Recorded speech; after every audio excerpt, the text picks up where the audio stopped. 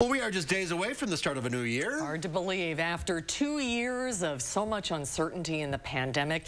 If you feel too exhausted to make New Year's resolutions this year, you're not alone. But looking ahead, there are some easy ways to improve your well-being in 2022. Our happiness expert, Dr. Christine Whelan, is from UW-Madison, is back with us. Welcome back. Hi, Christine. Happy New Year a little early. Hi there. Yeah, happy almost New Year. Can you believe it? It's hard to believe that a year's gone by. So you're not a big fan of New Year's resolutions? Well, see, the thing is that often we make a laundry list of New Year's resolutions that can be kind of like self-punishing. You know, you want to lose weight, you want to exercise more. There are all these things that we feel like we should do. We make a laundry list, and then by mid-February, we've not done any of them anymore, right? So we leave them by the wayside. So when we think about looking forward toward a new year, especially this year, especially looking back at a year that has had so much hardship, loss, grief, difficulty, uncertainty, economic uncertainty, as well as health uncertainty. As we sort of come out of this year, I think looking ahead toward 2022, if we want to make New Year's resolutions, they should be a kinder, gentler sort. You call them purpose-based commitments. What do you mean by that? So when we think about resolutions, we often think about shoulds rather than values, things that are important to us. And when I think about purpose-based commitments, I think about, you know, what really matters to you? What are your gifts? What are your strengths? How do you want to use those in keeping with your values to do something good for others? Because the research says time and again, it's actually not like doing stuff for yourself, but doing stuff for others that will give you the most happiness and well-being. This year is a really good time to do that. Mm-hmm. Things like what?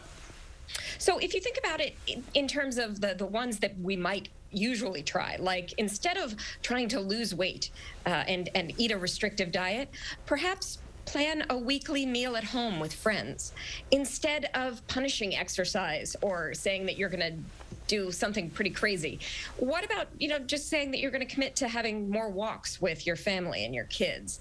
Or maybe, you know, rather than that bucket list of all of the to-dos, maybe just take a little bit of time for yourself in terms of journaling and reflection.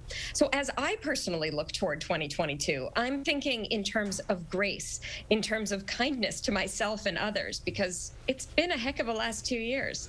You're actually making that your word of the year this year. Grace is going to give grace to yourself and to others. That's a good idea.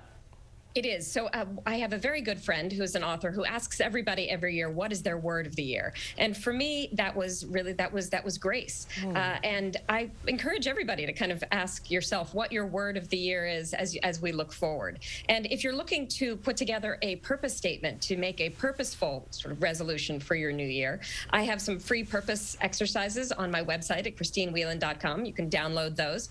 But really just asking yourself, where have I been and where do I want to go in a quieter, graceful way seems like the tone for this new year. Sort of a personal purpose statement. Exactly. I really like the personal purpose statement because it has you embrace your strengths and your values, thinking about other people, but also acknowledging some of the fears and anxieties that might hold you back and making some commitments to do what you want to do in the year ahead. This is a way of not sort of hitting yourself over the head with shoulds, but instead choosing what matters most to you. That's a great idea. Fingers crossed for 2022. And it's fun to think about what your word of the year will be. That's fun food for thought. Christine, thanks for being with us. Happy New Year. Great advice, Christine. Happy New Year. Happy New Year to you both. We'll talk to you soon.